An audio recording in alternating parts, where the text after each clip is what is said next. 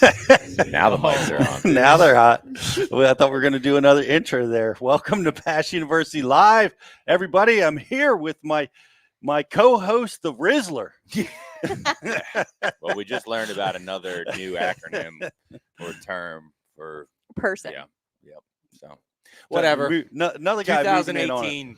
It's the original race. That's only true. Will ever be one. It's good to have you. With good, us. Good to be here. And good to have you guys with us. We're excited to be talking to Dustin Connell here shortly. We're going to be talking about fall cranking, and it's the season. 'Tis the season for pumpkin spice, gourd green.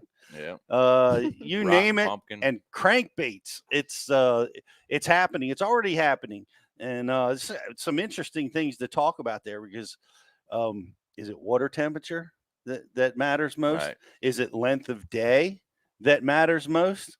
What matters most this time of year? We're gonna dive in there and talk about really one of my favorite times of years when you can start that crankbait bite. Man, I just absolutely love it.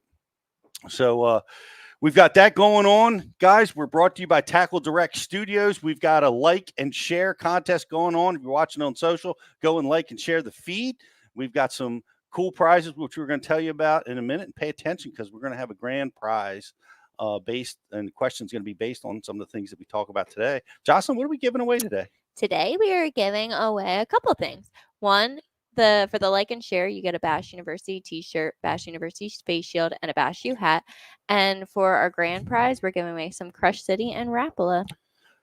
Nice. Awesome stuff. It's crankbait season. What a great time to be throwing a Rapala bait or Rapala. How do you say it? I say Rapala. Rapala. Man, I switch by the second. You do. I don't know which way, depending.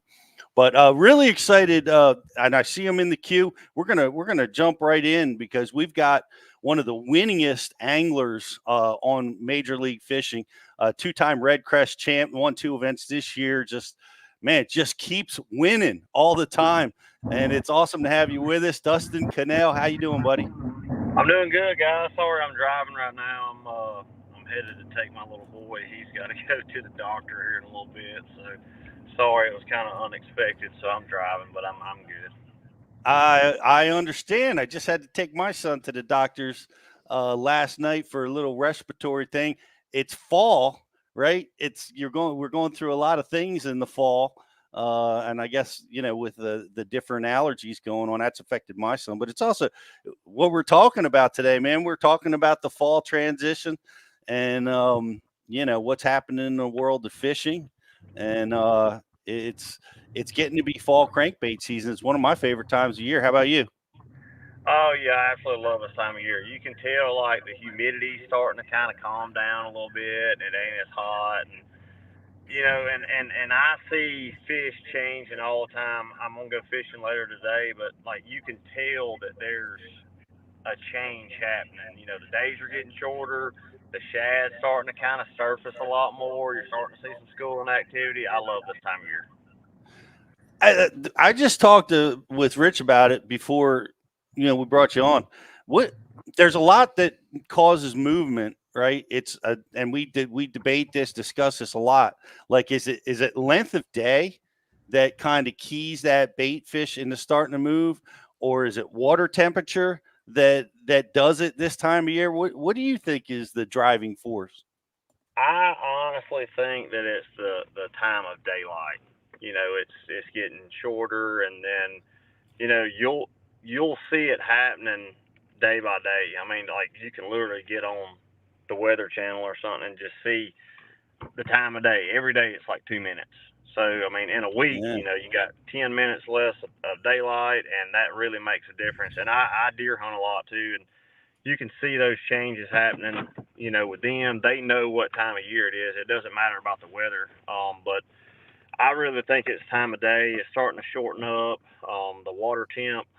What's crazy is it's still 90 degrees here in the south, but the water temp has now creeped down to like 82, 83, and that's what it all is accounting for. It ain't staying as hot as long, so, and the nights are cooling off. So yeah, time of day is a big deal.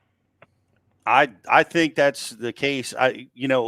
we live close to the Chesapeake, so we're fishing that all the time, and it has all those species that are like saltwater and freshwater that we see, and it'll be sweltering and hot in the end of August and beginning of September, but yet you'll still see those massive bait movements start to happen. I see it there first. You'll see these seagull flocks of like 10,000 birds, following this bait as it's moving, and the water temperature hasn't changed a bit. I think that time of day, that shortening of the day really kind of keys their life cycle in and starts, collecting that bait. And it's interesting to see it happening. It happens all the way down in Alabama, even this time of year. I would think that summer would probably persist through September down in Alabama, but it's already starting to happen down there. Yeah, it's a cool deal to see. They're already starting to change. Like, I've been seeing a lot of fish in brush piles, and then now they're starting to kind of leave the brush piles because the bait is, kind of migrating. And I didn't know this a lot. I've just kind of learned this, and I know we're going to touch on 4-phase sonar, but I've really, you can run around with 2D and see how the bait moves depending on, the time of year. And it'll migrate up the rivers, down the river, in the back of the creeks. That wherever that bait is migrating to and from, that's where all the fish are at, and all the fish follow. I mean, when I say like 70% of the bass that are on like the Coosa River right now, a lot of them are up the rivers, and they've chased the bait up the river, so they migrate 10, 15 miles with that bait. And Wow. you can literally see them all swimming in the same direction. It's really, really interesting. That is interesting, and that's a big migration. Yeah. Dustin, does it sound to me like in the summer, are they a little bit more spread out? And then as the bait really starts to make that big move in the fall, they start to kind of totally vacate certain areas, but group up a little better in, the areas that the bait has congregated? So, what I'm looking for this time of year is concentrations of bait. There's bait all over the place for the most part, but like you'll see little pods of bait, here and there, and then I'm looking for a wall of bait. Like I'm looking for the 80% of bait. Like, where's all the bait at? And you can literally run with 2D. I run Lowrance, and I can run at the 40 mile an hour, 35 mile an hour, and I can just ride down the middle of the river. I can ride in creeks, and you'll know where a majority of the bait's at. And right now, I can ride that lower end of the lake, and it ain't really a lot of bait, and you get halfway up the river, and it's like, oh, there it is. And then you're like, okay, all the bait's up here, and then you start getting some bites. So, that's the old saying, follow the bait, find the bass, Yeah, for sure. One question I have for you on that is, when you get around those mass pods of bait where it's like, okay, I have found the entire biomass of the bait, where does your head go as far as matching the hatch, is like trying to match the bait fish as close as you can, or to the other side of the coin of, okay, there's so much of this natural bait, it's going to be impossible to compete with. Do you have to throw something that stands out or something that's just a little bit different?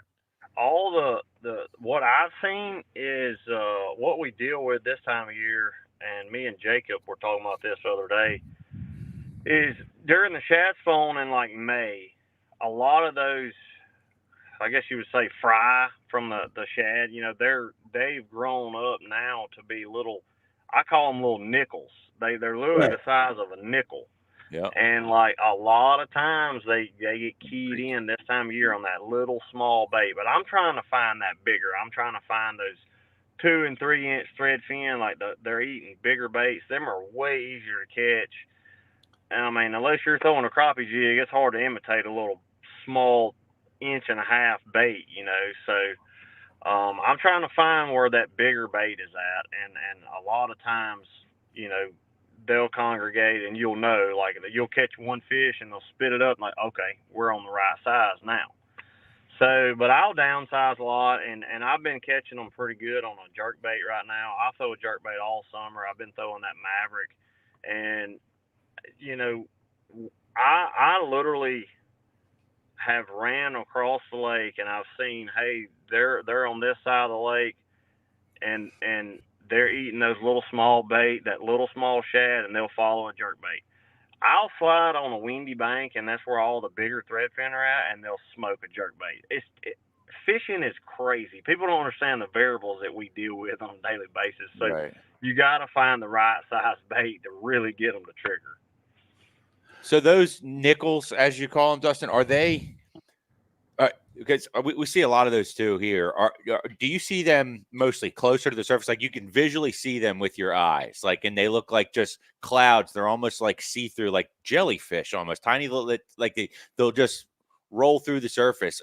When you're looking for the bigger bait, are you looking deeper in the column? Are you strictly using electronics? Does any of that happen with your eyes as well? A lot of times, so there's a common denominator when you start seeing that bigger bait and stuff, and they love seeking out a little bit dingier water. Dingier, And I've okay. seen them, you know, naturally up the rivers around my house on the Coosa River, the water tends to be dingier. It isn't as clear. It's moving, and it's got a tint to it. And I mean, I hate to get real textbook and, you know, particular about it, but in that dingy water, all those bait are after plankton and all that, and they feel more safe in that little bit dingier water. That's how I won Toledo Bend. I was fishing in dingier water. Like I was literally in dirty water. All the bait was up shallower, and it just makes them feel safe being in that dingy water. But if you're at a real clear water place, yeah, that bait is going to be deeper. The bigger bait, like at Smith Lake, that bait is probably in 35 to 40 right now, and that's the kind of bait you want. You want those big thread fins, and you know, blue, you know, herring, whatever you want to call them. But yeah, I've seen where a lot of the bigger bait is deeper right now. But those little, you know, the fish you see schooling on top of the surface, they're eating little baby shad that big. Yep. And the bigger bait, how are you able to like pick that off of your forward facing, or you are they chasing the Maverick back to the boat, or you seeing them in the fishes, man? How are you able to track the bigger bait down? I'll get honestly, like if I can get one to bite and they're eating, you know, they're eating shad. A lot of times they'll just show you, like they'll spit up a shad in the boat, and Yeah. like it'll be that big or it'll be that size. But Yeah. you can almost just tell by the temperament of the fish as well, because if they're following a bigger bait, you have to downsize this time of year. Right now is when those little smaller baits, they really start shining, and then the colder it gets, you know, the bigger bait, they start sliding up. But you can get them to trigger. That's why I love throwing that Maverick, because I can make that fish trigger, especially if there's 2 or 3 or 4 of them there. One of them's coming, and they're going to eat it before the other ones can. All right, let's go in, man. The Maverick. What a great Rapala jerkbait. We have the deep and the shallow version right there. How you know what's your technique? How are you getting them to trigger? Are you doing that by looking at them on on live, or do you have a cadence that you like to work with? How are you triggering those bites? You know, I've seen where, so for all these years, man, and I've always said this, for all these years with throwing a jerkbait, everybody has thought, hey man, you throw a jerkbait out there, you make a cast, you sit there and you count it 10 seconds, you take a jerk, and then you count 10 seconds. I'm like, no. I've seen it, and now we've been able to see them on, ActiveTarget. It is completely opposite. You know, there's so much pressure on these lakes now that the faster that I can work that bait, the better I get on the trigger on it. You know, they don't get a really good look at it. So especially this time of year, that water temp's in the 80s, dude. I'm snapping it. I'm throwing it on 12-pound Seagar and VizX, and I'm throwing it out there, and I'm reeling it down. And I mean, my cadence is 1, 2, 3, 1, 2, 1, 2, 3, 1, 2, and then I'll pop it up a couple times, and I'm always keeping that bait moving. And I don't even need forward-facing sonar to catch these fish. I mean, they're going to be either around brush piles or going to be on any kind of wood right now. Wood is a huge deal in the fall. They always gravitate toward wood. And I can run around and see a stump. I can, see a lay down. I can pull up, and I'm just covering water. I'm trying to find a fish that's ready to eat and trigger. So one of my favorite techniques this time of year all across the country is just running wood with a jerkbait. I mean, I even hate to say that, but that's just what I love doing. And that Maverick's awesome. It comes with red line hooks on it. It's freaking awesome. It is right out of the box. It comes with those red lines. Riz and I were talking about it. There's been a lot of waiting that goes on, strategies about nose, getting it to 10 downward or getting it to 10 backward or slide backwards. Even do you mess around with any of that stuff? Yeah, last night I grabbed a pack of suspend strips and my boat, and I finally found them. I lost them somewhere in that mess of stuff shit I got in my boat. Anyway, I found them. And I'm like, good, I got these now, because I don't necessarily like a sinking jerkbait, but with it sinking, it allows me to work it faster and not have the bait rise. It'll stay at the same depth that I like it. Let's say I got a brush pile in 12 foot. I want to throw that bait out there, and let's say it sinks. When it gets down to that level, I can keep it fast through there. So I have tinkered with weights on my jerk baits and stuff like that, and the speed of it is a big factor for me when I'm weighting it. Let me ask you this. Do you like to have or are there different scenarios where you want to have a bigger hook or a little bit weight on the front or the back? Like, do you want your jerk bait on the paws to sit back or forward, or what's your thoughts there? I do not like my bait. I don't like my bait coming up. I don't like the tip of it coming up. I mean, that's just not natural. You want that bait going down, And what's cool about that Maverick, now you mentioned hook size, you can add bigger hooks to a jerkbait and make it sink pretty natural.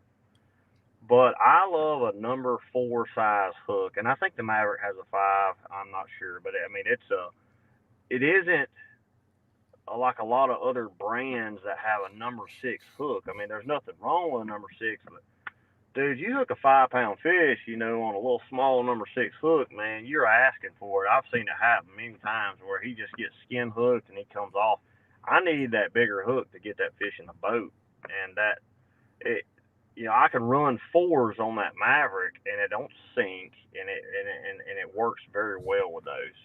And the red line hooks in particular are a very thin gauge wire hook, and they're not heavy. You know what I mean? So they're really light, and they don't add a lot of drag to your bait.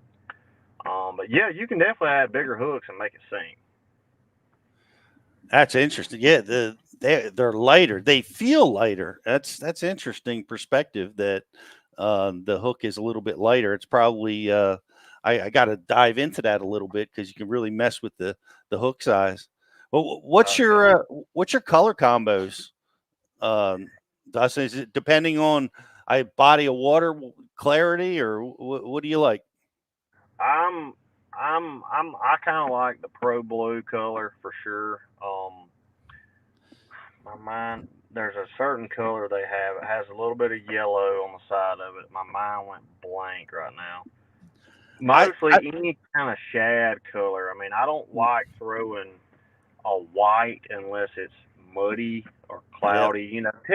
Typical colors. I mean, you're trying to imitate a shad, and what's crazy is us as anglers. I don't know why we do this. We kind of steer away from these chrome and flashy colors. I don't know why. A lot of guys they resort to like matte finishes. Dude, when you pull a shad up, he's shiny. I mean, like, he's literally, the side of him is chrome, And I've started tinkering with those chrome colors a lot more. And some of those colors that the Maverick has like a chrome side. And that is as natural as it gets. No kidding. And it's weird you say Pro Blue. I cannot catch a fish on Pro Blue. I don't know what it is, but that color has just been a terrible one for me. But it's a real popular color. But I love what you're talking about the flash, because I love that chrome, especially when I'm fishing for smallmouth on the sunshine. I mean, they come from 20 feet away sometimes. One of the best baits. So I used to throw like one of the old school rogues, like the 5-inch. Mm-hmm. And one of the best colors that I had caught them on was chrome blueback. And when I tell you, they would rip it out of your hand. And like, I'm gonna start throwing chrome a lot more. So that's what I'm gonna start doing with these colors. I'm gonna start tinkering with that chrome style stuff. It's interesting because when, now that we can see them in live so well, you can really see the effects of the color you're choosing, and your cadence. And you can go through those color cycles with a lot more confidence, man. You can see them, react. Absolutely. Yeah. I mean, that's the same way. I guess that kind of goes to cranking as well. You don't see a lot of chrome in crankbaits. Maybe that might be a deal. I don't know. Well, we're talking about using forward facing sonar, and it's changed a lot. Like you remind me, like fishing around wood with a jerkbait was always so challenging without it, because you're like, you're going to be right in those branches, but now you can really see your way through and really work your bait through that wood a lot better. But there's been so many changes. I wanted to talk to you about it, man. MLF has some big changes this year where you're only going to be, having access to that technology for a limited amount of periods. I think it's one period, correct? Yep, that's right. One period, 1 out of 3. So basically, 2/3 of your season you're not using forward facing sonar. So there's a lot of changes amongst all these leagues, and there's been so much controversy upon all of it. And I've did my best to kind of stay out of all of it. I'm just kind of here and rolling with the punches with everything, and I don't have a ton of comment on it. I will say this: I do think you're going to see a lot more techniques shine. It will slow the game down, and we have a different dynamic with our format. You got to generate bites, whether they're big or they're small. You can't have a 1 hour period or an hour span when you can't get a bite. You got to generate bites. So you're going to see guys. There's a lot more strategy involved. Let's say in period 1, we're going to Conroe, the first tournament. It's going to be kind of a wintertime tournament. It may not be a nomadic fish deal where the fish are roaming around, but if you can really run around and be efficient, making your good cast with a jerkbait or a Maverick or whatever, make some really good casts on some isolated stumps, and that way you're not pulling fish. And that's the biggest thing with me is not using forward facing sonar. I did it for years and years, and I've won a lot of money doing that, and I don't have a problem with it. I mean, I can pull up to a brush pile, stay 80 feet out, and have a heading extension, and it ain't no big deal to me. But you being effective and making use of your time is one thing, and then another thing is a lot of these fish are so pressured now that you have to make a great cast. Used to 6-7 years ago, you could throw out there and those fish would come a lot further. You had a lot more drawing power because the fish were not as pressured. So it's going to change a lot. It's going to slow the game down, and it's going to open up a lot more techniques. You're going to see a lot more cranking involved in the pre-spawn time, and I think that's a cool deal. I absolutely love getting up shallow, getting a little dingy water, and that's where some of the biggest fish are in the wintertime. And the past couple years, you haven't seen that a lot because of the minnow style baits and whatnot. And I've benefited just as much as anybody, but I do like diversity. I absolutely do.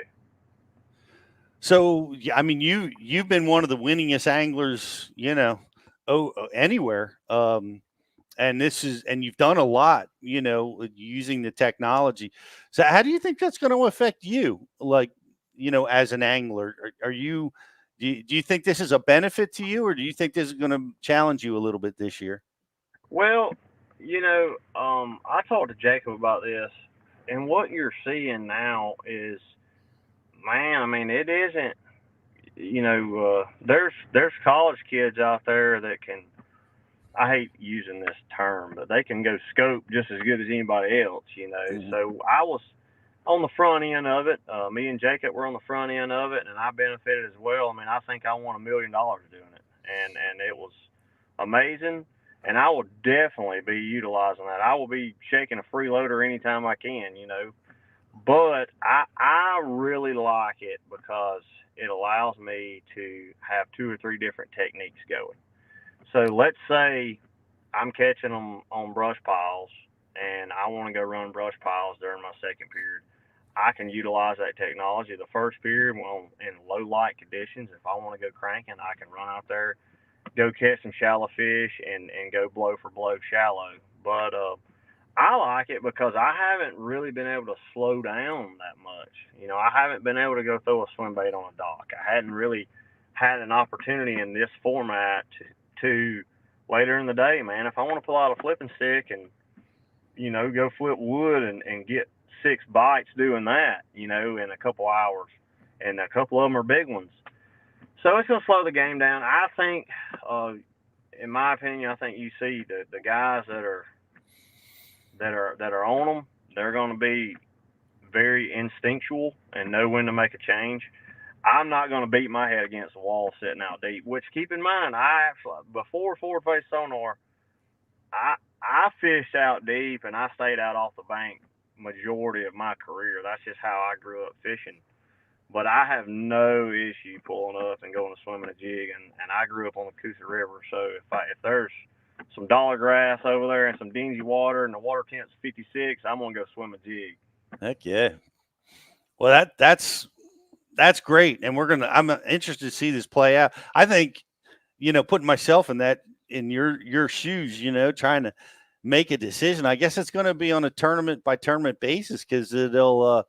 I can see pulling my hair out, like, oh man, should I be going scoping out of the gate? Should I be waiting until the sun positions them on brush piles, or whatever the strategy may be? That's gonna be the big decision that you got to make. And I don't know this question or this answer, but like, do you have to decide before the day starts, or can you make adjustments on when you can use it? You can let them know, during your period break. So like after during the first period, you're like, hey, I'm gonna utilize my technology this first period. Then you're done the rest of the day. But let's say your plan is on the third period you're going to use it, and then it's like, all right, all the conditions are setting up right. Then you can, after the first period break, you say, hey, I'm gonna use forward face sonar this next period. But they can also hurt you. There's times where, like, dude, I'm just telling you, there's certain situations where you don't necessarily need to be doing that. I mean, I've seen it to where I can cover way more water just running and gunning, pulling up and just hitting specific targets. Let's say there's some laydowns and I want to go run all them. I don't need forward face sonar to go do all that. I can just go run it as fast as I can. You will get caught up staring at that screen, wanting to catch them a certain way. And, we've dealt with this for years and years and years, to where you can't get locked in doing one thing.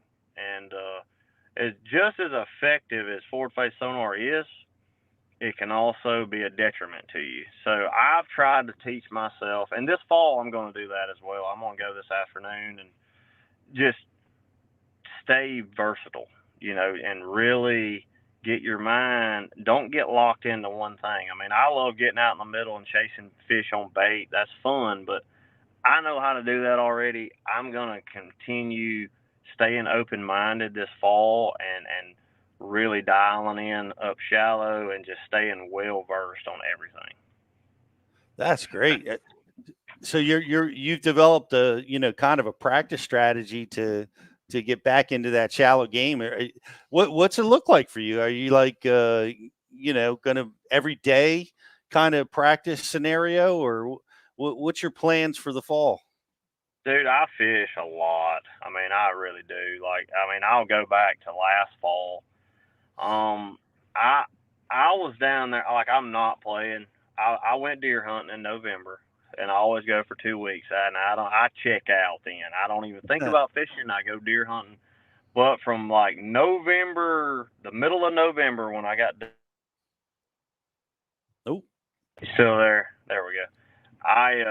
From middle of November when I got done deer hunting, I fished. I'm not playing. I went 3 to 4 times a week, which I live 5 minutes to Lake Jordan. So I go a lot. All of December I'm gonna go. All of January, and that's what you got to do. And that's the guys that catch them, man. They stay on the water. So that's what I'm going to do this fall. I'll be on the water all December, all January. And when I show up to my first tournament, I'm already dialed in. My boat is set up how I need it. I have all my electronics right. I don't have a problem. My plan is I don't have an issue pulling out a flipping stick. I don't have an issue pulling out a spinning rod. Any situation, I'm not hesitant on that. I just pull it out and go. And that's awesome. And you've been around long before this trend. I wonder, and I wonder if some of the other guys, like there's guys that are qualifying for the top level that don't have a lot of experience burning down the bank or triangulating a brush pile. Are you seeing any guys that are like pretty upset that they're getting constrained like this? Yeah, you know, I've seen it to where. Sorry, let me get this car seat from my wife. I've seen it to where, you know, a lot of guys they're kind of like, man, this is all I've known. But man, I take it back to 2015. You know, I won a Bassmaster Open. I have no issue pulling up, and you have to really know what you're doing and have confidence doing it. But when you pull up, you have a heading extension, you roll out there 85 feet away. I can almost hit the brush without full-face sonar. It ain't no big issue to me. Now, you can't go fish for nomadic fish out in the middle without that technology. That is going to be kind of like, dang, man, I know there's big ones there, but this is where we're at. And I'm happy to be here. I'm just blessed to be able to fish and do this for a living. So I'm not going to complain one bit. I'm going to adapt with the changes. I love that attitude, and I'm going to let you go. And man, I hope all goes well with the family and the doctor visits. Hopefully, it's nothing serious. Yeah, he's got like a little small cold, so we're going to go get him checked out. He's 5 months old, and I'm going to let you say hey to my wife real quick. She's right here. Welcome to the show. yeah. So, but yeah, I'm gonna run him over there. But yeah, like I said, you know, there's a lot of changes in the fishing industry. I'm gonna say completely positive about everything. I'm excited for next season, and it's gonna be fun no matter what. So they're gonna get caught. I can tell you that, with or without electronics. Well, you're a killer. You've demonstrated that, and it's awesome to watch. And we're going to be watching and rooting for you, you know, this upcoming season. And it's great to have you on Bass U. I appreciate it, guys. Y'all have a good day. Thank you. All right, buddy. Dustin. We'll see you now, Dustin Connell. Everybody, man, what the track record between him and Jacob Wheeler is just like burning down the house. Yep. You know. Yeah, it's pretty impressive. I really enjoyed that conversation about the fall fishing and just, you know, it's fun comparing notes with people that are in different parts of the country, because I think a lot of the things are different but the same, you know, that we see here at home. Yeah, he said something in there about the masses of the bait movement, and it kind of makes some things make sense. So it's interesting, and the size of the bait. Now I've been fortunate enough to fish down south of in the fall and seeing that little tiny peanut bait, and how difficult it can be to catch fish out of it. Yeah, and it's almost like the bass are like it's almost like they're filter feeders, like whales, like where they're eating plankton. They just open their mouth and just run through it, try to get as many of them as they can in one shot. And it's incredibly challenging to catch them. And what a neat strategy. You got to go after the ones that are eating the bigger bait. Really cool stuff. But the season is awesome, right? It's not about that water temperature. We get so keyed up on it as anglers, and I think that can be a mistake to focus. We got to wait for that water temperature to drop. That's why they're not biting or whatever it may be. I think that bait moves. That the shorter the day gets, it clues those fish in. It's time to go. I love talking about the Maverick. It's going to be a great fall jerkbait season. It's already happening now, and we're going to go crankbait fishing a little bit later on this week. Yeah, So, yeah. Thursday we're going to put some of those Rapala baits to work. have you seen the seagulls start to collect? Yeah, Have they? A little bit. Yeah. Yep. It's just this past weekend. So it's the first time being out on the bay for quite a while. But it's because Jocelyn got you guys working too hard. Yeah, it definitely seemed like starting to go on, and like we saw it in the Open a couple years ago. That was that was this week. We're right about that same time. I think the Open So was what maybe does seagulls mean? 8th, 9th, and 10th. They follow the bait fish. Oh. They follow the little bait fish that are migrating, and you'll see, like the seagulls, they'll spend their summers way down the bay, wherever the bait fish are, and then as the bait fish start migrating up the creeks and rivers this time of year, and the seagulls come with them. So you can pull out, you can go out on a river system like the one we fish a lot, and you'll see a mile of seagulls. Yeah. And the bait is just you're stacked from one side of the river to the other. It almost seems like the and again, I'm just speaking to certain places, but it seems like the bait fish migration is much more significant than the bass migration. And what I mean by that is, like, if you were to take a river or a big significant creek on a lake and you just cut it into thirds, right? All summer long, you probably have 33% of the bass, 33% of the bass, 33% of the bass split up, amongst that river or that big creek. And when that massive bait fish migration starts to happen, if that bait fish migration lands in the middle third, the second third, or the third third, however you look at it, it's going to deplete those other areas, the other 2/3 areas. If they had 100 bass, they're only going to have 30 left. Like that that migration of bass focuses to where that bait fish migration ends up, and it changes every year.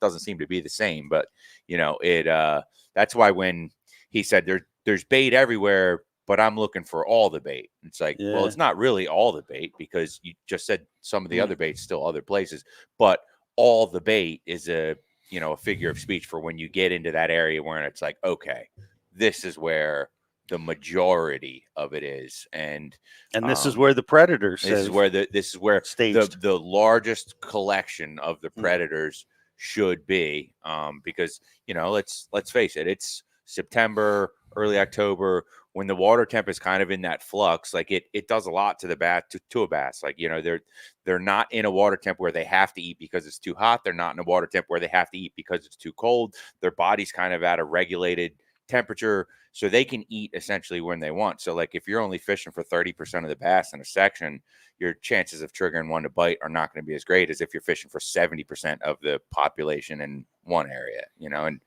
going back to the Open example, we saw that happened. There was obviously a lot of fish right there for a lot of reasons, but the bait fish migration had started to happen. It definitely started to happen. Yeah. And you can get signs of it. Like one of the things that I always look for this time of year is fresh fish. Mm-hmm. And that's interesting. You guys might not know what I mean by that, but there's resident fish and there's migrating fish. Mm-hmm. And the resident fish will have a different type of appearance, often a different color. A lot of times they'll be thinner, but the migrating fish will be fat. They're following the big food source. They're coming off the grass flats, and you see these big green just tanks that start showing up. And it's probably not happening now where we're at, but it's close, and every week that goes by, you start seeing that happening, and every body of water has a similarity. Even that bait fish migration, I feel like we'll take the resident fish and collect the resident fish into a section. I agree. It's more opportunity for them to eat. Yeah. Why wouldn't they want to be right there? Yeah, they're good. That's all a fish has to do is occupies his whole life, guys. If you're watching on social, like and share the feed. We got a cool Bass U swag pack for you guys, and a nice Rapala pack for our grand prize. We're going to take a quick commercial break, and we're going to be right back, and we're going to be giving away some cool stuff right after this. Welcome to Minnow King. How can I help you? Everything looks good. I'm friggin' starving, man. Been spawning all morning. Ugh, TMI, bro. What do you want? I'll take a Crush City freeloader and gizzard shad. Anything to drink. Water. Pull ahead, please. Welcome to Minnow King. We're gonna have what he's had. Yeah, throw me in a net BLT too. Pull ahead, please. Calm down. Quit feeding him so much. Hey, man, I'm trying to, man. If you overfeed him, he's gonna hide under a log. Right here, AquaView, mandatory equipment in my boat. I say it all the time. The smallmouths hide in the cracks in the rocks, and just saw a little bit of the same kind of rock with the cracks in it. And I realized that I had to put a bait down there. You wouldn't, idle over them and see them on your screen. You had to put a bait down there and suck them out of the rock. So, AquaView, big assist on this one. And outdoors Bassmaster Classic champion, Jeff. Coffee. The angler's ritual.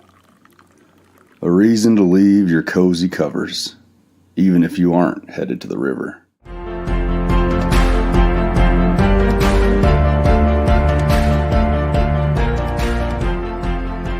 We started Angler's Coffee because, well, we love to fish, we love coffee, and we care.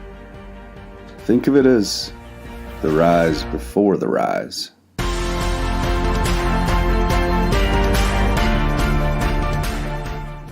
Why do you love casting fishing rods? I'm truly losing less fish. Is the sensitivity of the rod. That they're made right here in North Carolina in the USA. Strongest, lightest rod, 100% made here in Sanford, North Carolina. From the drop shot rod to the flipping stick. Every rod has a purpose to it, and I rely on them all the time when I'm out doing a tournament. Durability in the John Cruz Worming series, the counterbalancing in the handle. It's the only rod I found that can withstand my hook set. Boom goes the dynamite. On the water not spent fishing is a moment wasted.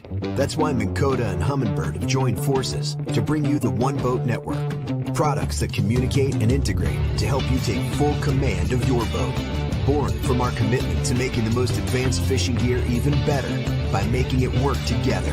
The One Boat Network will help you find, get to, stay on, and catch more fish. When One Boat Network products talk to each other, they can navigate your boat automatically.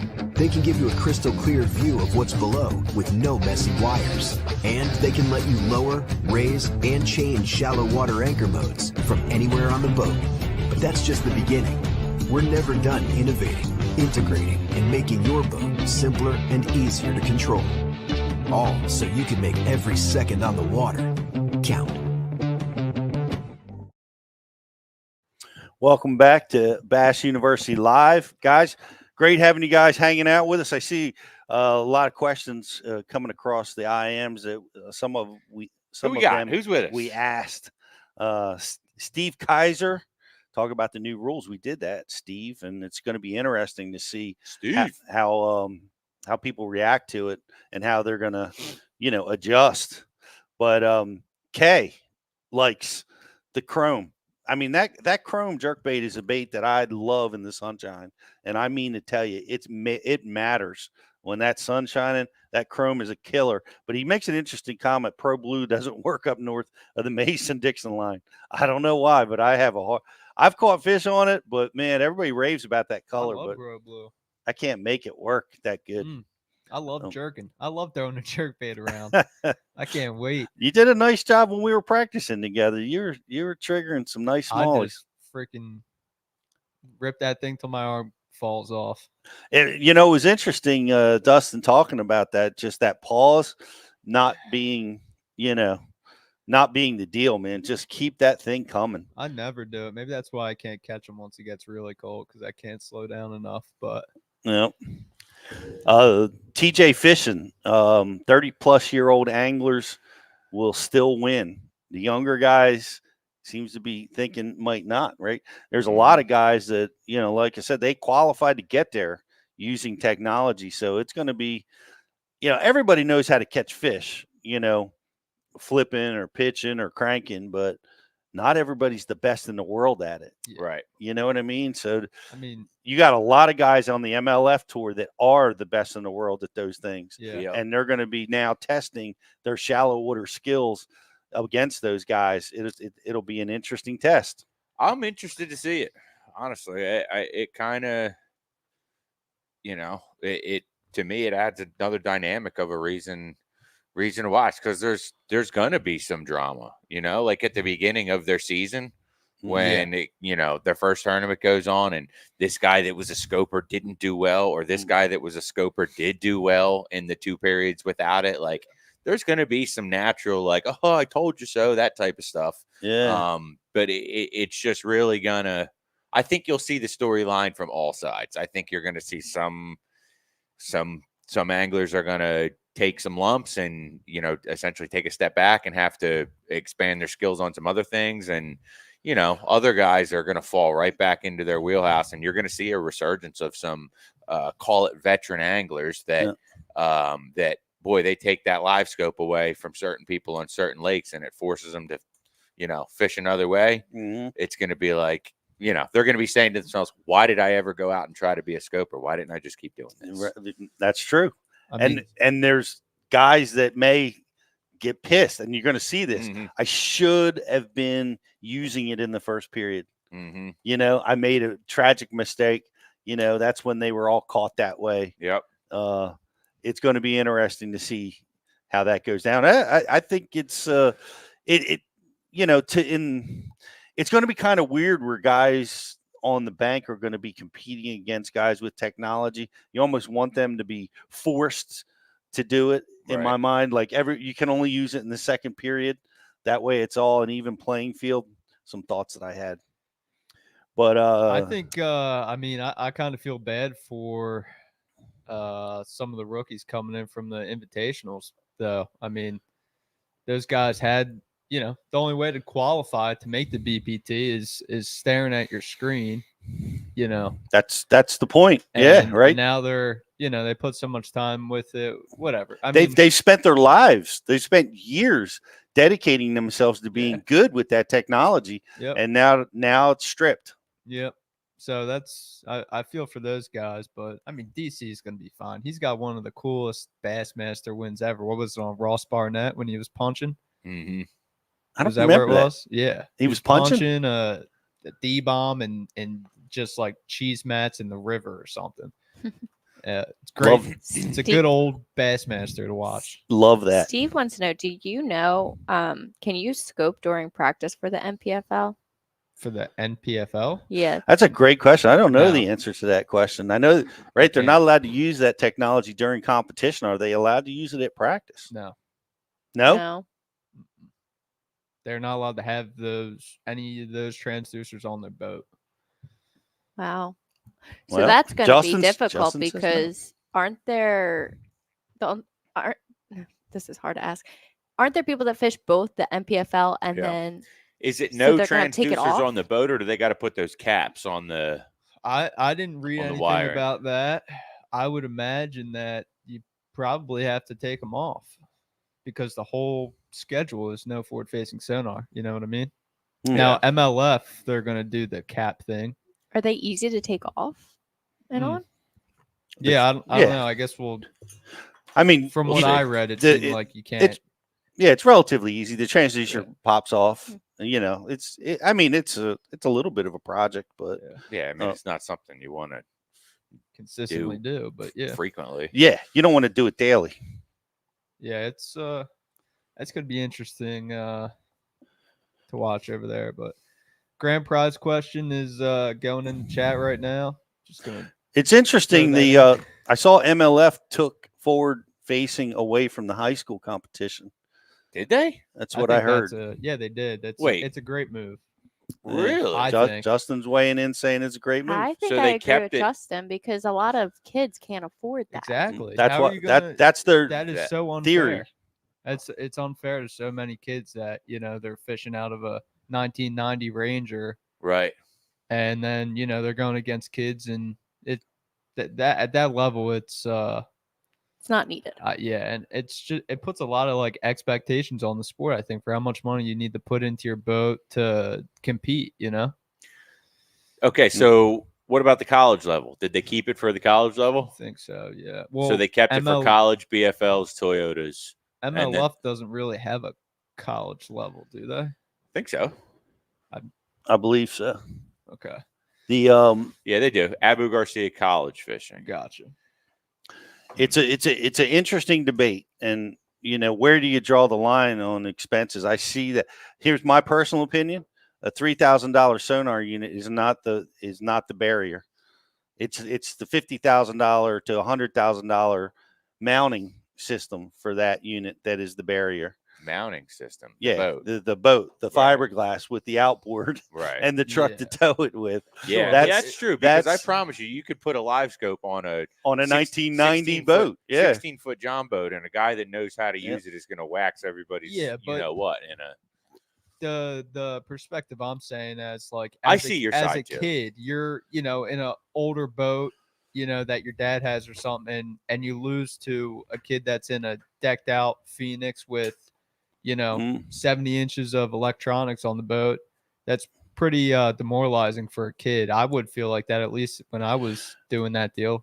So I think the boat should be restricted, right? That should be the restricting electronics. So. When I started fishing, I had a beat up, like just a piece of aluminum, and I invested everything in a good trolling motor because that was the dominant technology at the time. So that's where I spent what few bucks I had to be able to be competitive. I get the point. I get what they're trying to accomplish. I'm just when you start talking about, like, I'm looking at it now with Jake, like if he decides to go to college and fish, somehow dad has to come up with 2 trucks and 2 boats for the family. And, it's a massive undertaking for all families. Ryan makes a good point. I mean, if you're somebody high school kid that's I feel like there's a lot of there can be a lot more skill gap at the high school level than at any other level. So if you're in that situation, go fish Bassmaster high school stuff, and then you can use LiveScope if that's what you want to do. Well, they certainly have that option. It's interesting how companies are positioning themselves and was this ever a re-strategizing controversy with anything else? What's that? Was this ever as big as a controversy as anything else like that came out in the electronics world? That's a great question. And yes, when paper graphs came out, everybody said that the fish were not going to be able to survive it. They were going to wipe out the entire bass population. They saw it with the LCD movement. It was massive. It was like just like crazy. This. People were furious that the fish don't stand a chance. But this one is the new mapping is phenomenal, and they were GPS. When that came out, there was issues. This one is it's another one. Do you get my point? What I'm saying with that though, like as a young angler, like you guys don't get it. All right, never mind. No, I understand, Justin. I follow you 100%.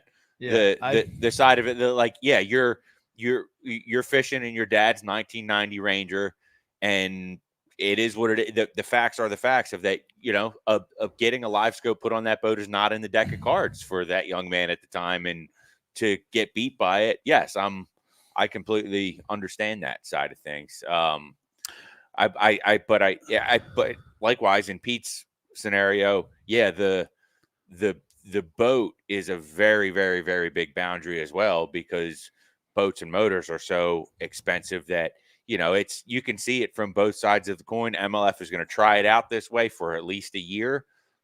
Try it out. See if it works. If it doesn't work, go the other way. There's,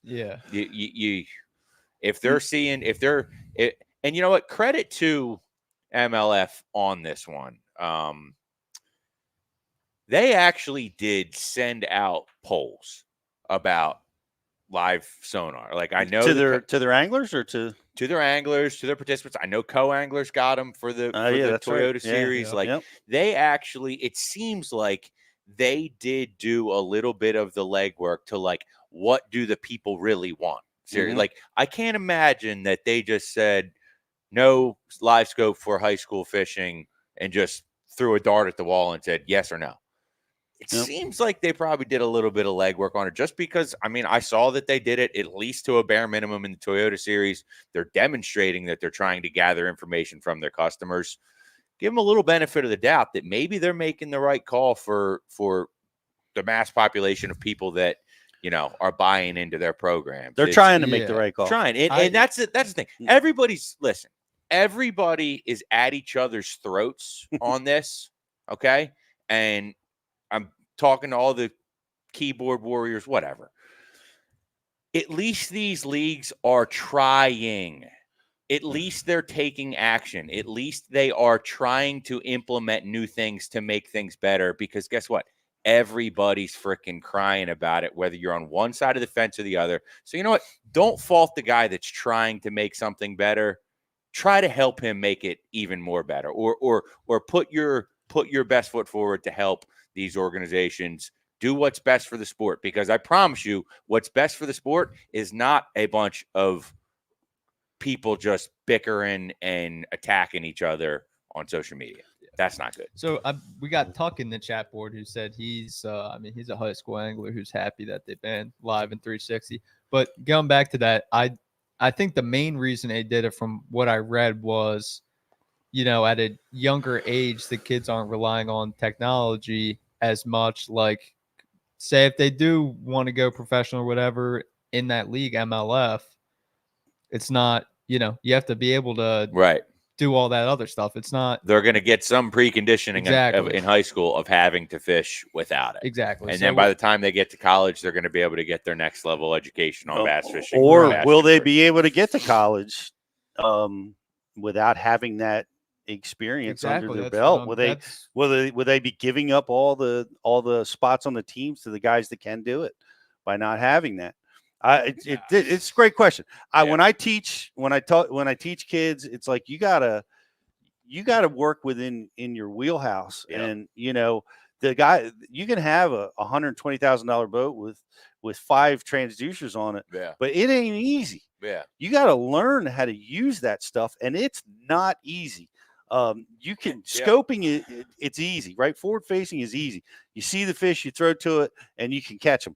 But that's really not that easy, though. It doesn't happen that way. It's like that. It's very difficult to be competitive with it, to win tournaments with it, to pattern fish with it, and consistently perform. So it's like everything else.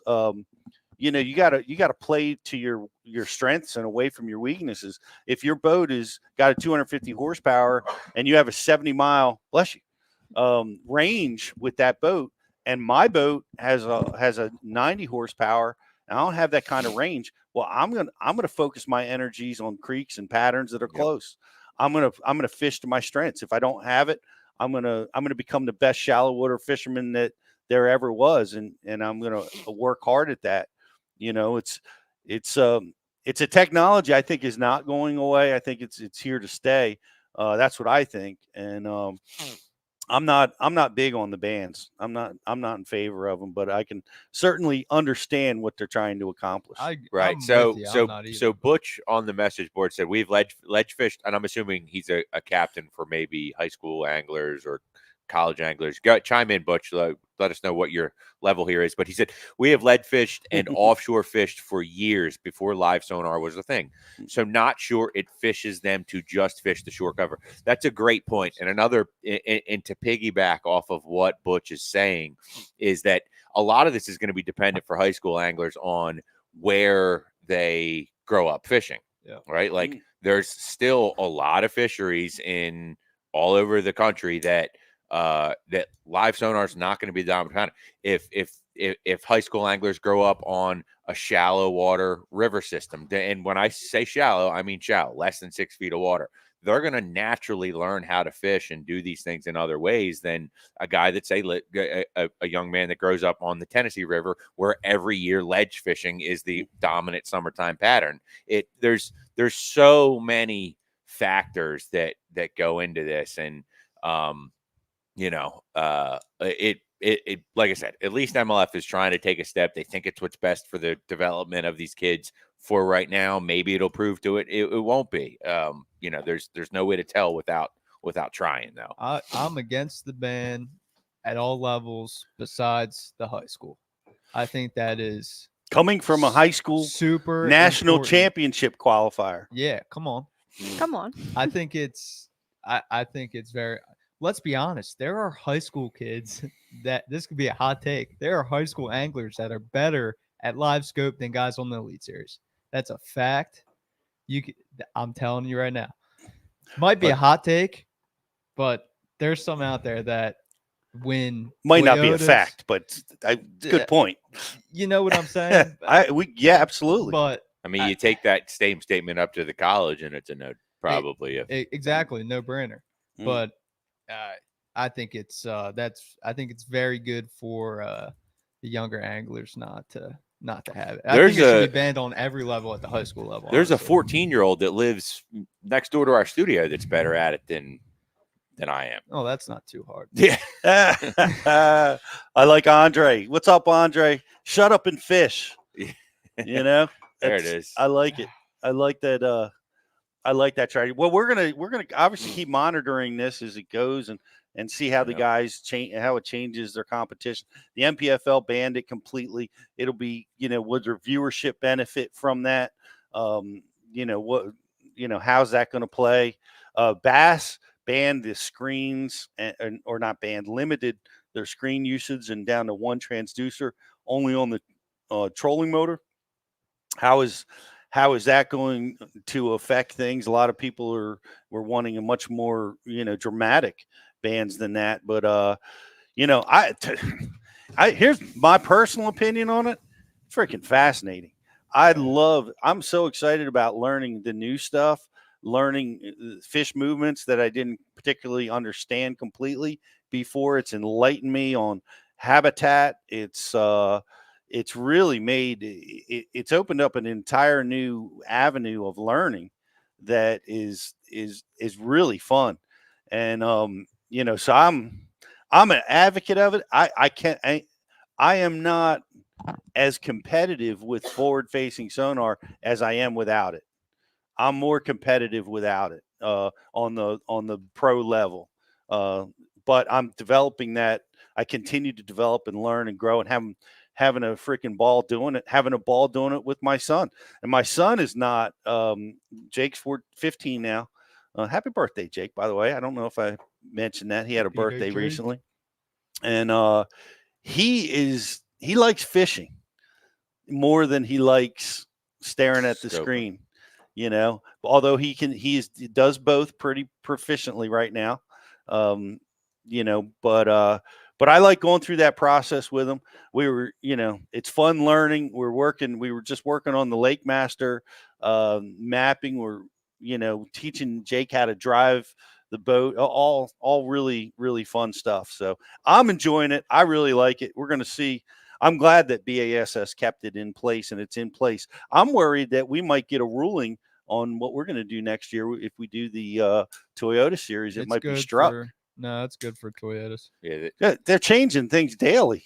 You know what I mean? Yeah. I think everything's kind of set in stone right now. I mean, they were going to discontinue it for the BFLs, and then they brought it back. That was just all rumors. Yeah, I don't think that was ever a thing. Yeah, I think they wanted to hear what the co-anglers had to say, really, and and that makes sense because that became a business decision, for MLF. And like I said, I'm ringing the bell here. I think MLF is handling this situation.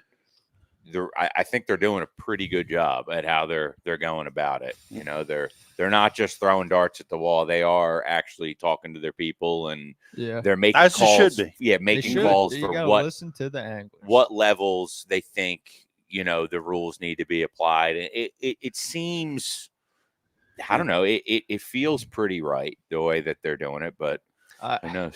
I don't love the one finger in, two fingers out. With the forward facing sonar and the periods. You don't love that? Nah. I don't. Oh yeah, that's going to be confusing. But I said one finger in, two fingers out. Like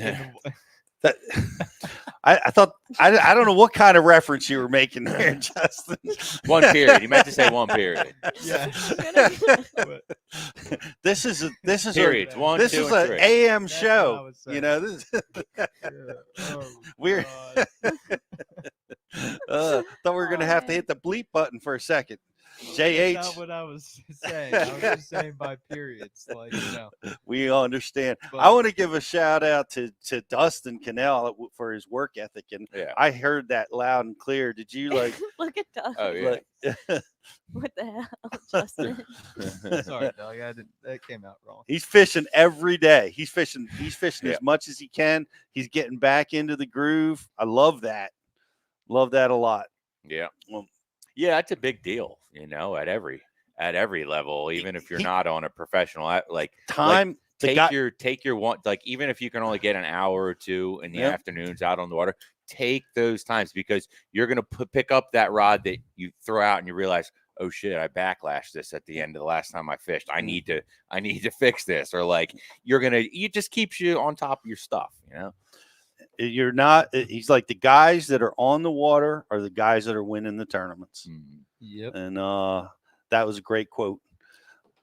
But so we got some stuff to give away. Don't forget, like and share the feed. I'm going to give a shout out to the guys at 5 Alive Bassmasters. This is our premier fishing club in our little state, and they have a fantastic following, and they have a winter league.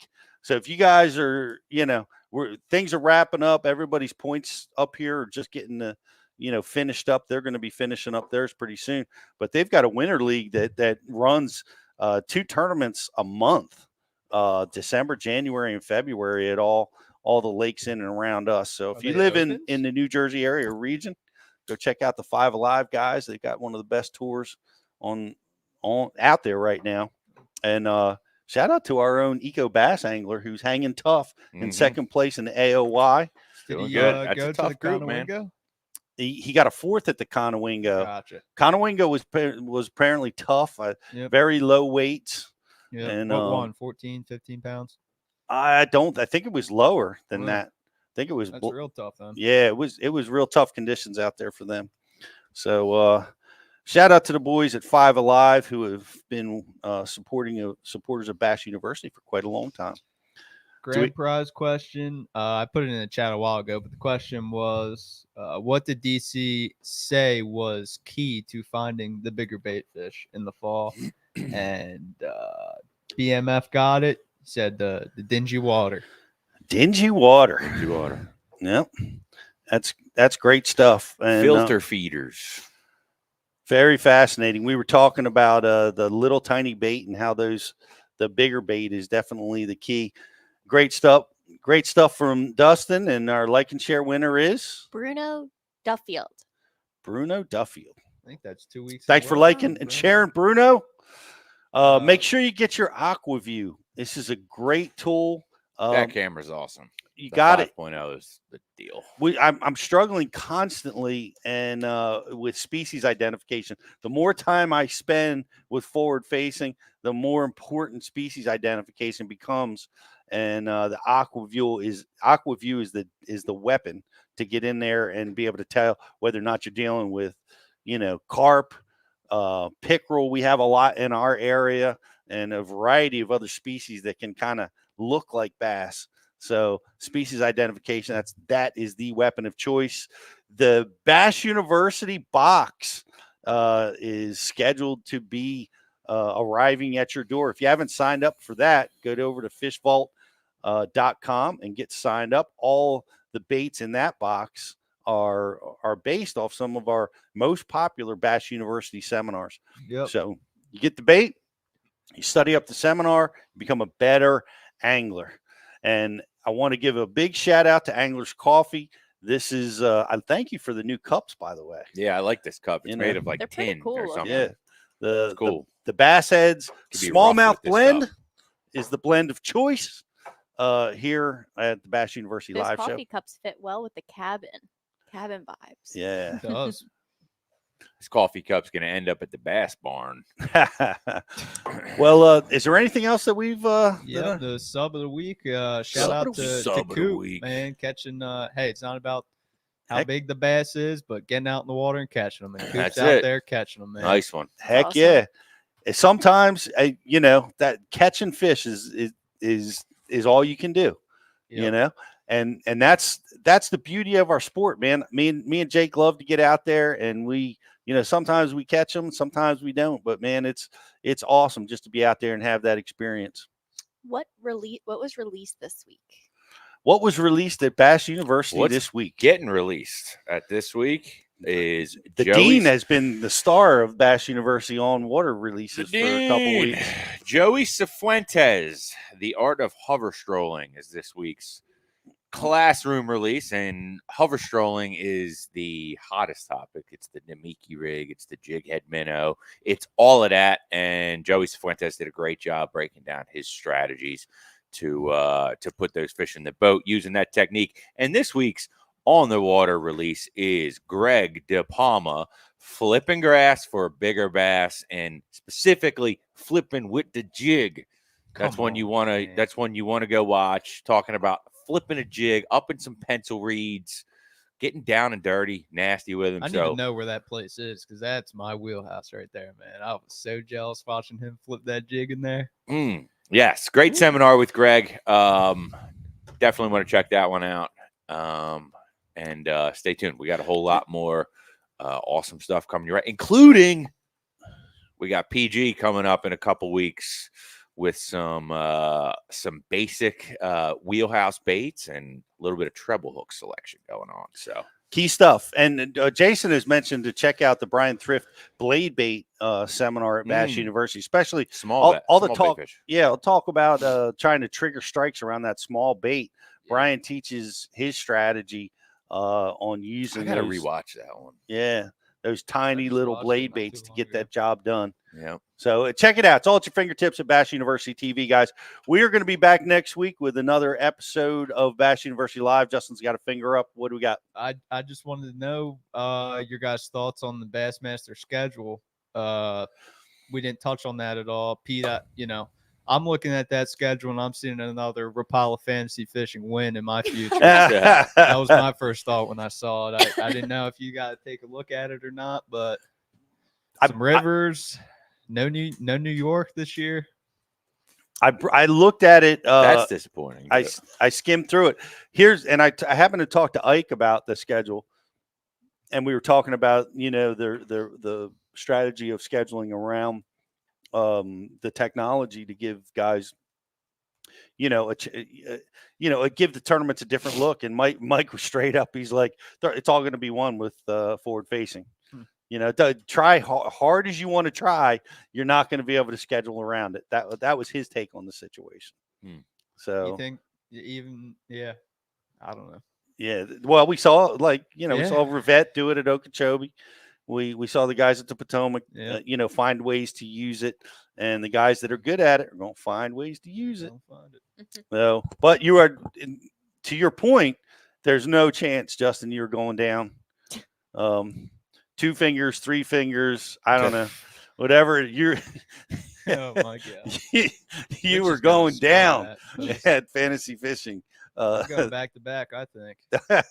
Well, $10. I like our new strategy. We're going to be we're going to share that with you guys. The Rapala fantasy fishing picks are going to be live. We've talked about them live on our show, but we're going to be all making our picks live. So hopefully you'll join us and have fun with us. Playing the Bass University fantasy game through Bassmasters this year. And we have the back to school special going on too, so don't forget about that. I'm making sure. What's going on? Go ahead, Justin. What's in the back to school special? You're talking very soft today. I am. Back to school special. You get a Bass U t-shirt, some Rapala scissors, Bass University pen, all at an entry-level price. So go over, check it out, www.bassu.tv. $39.99 for 6 months. You get some Bass U swag.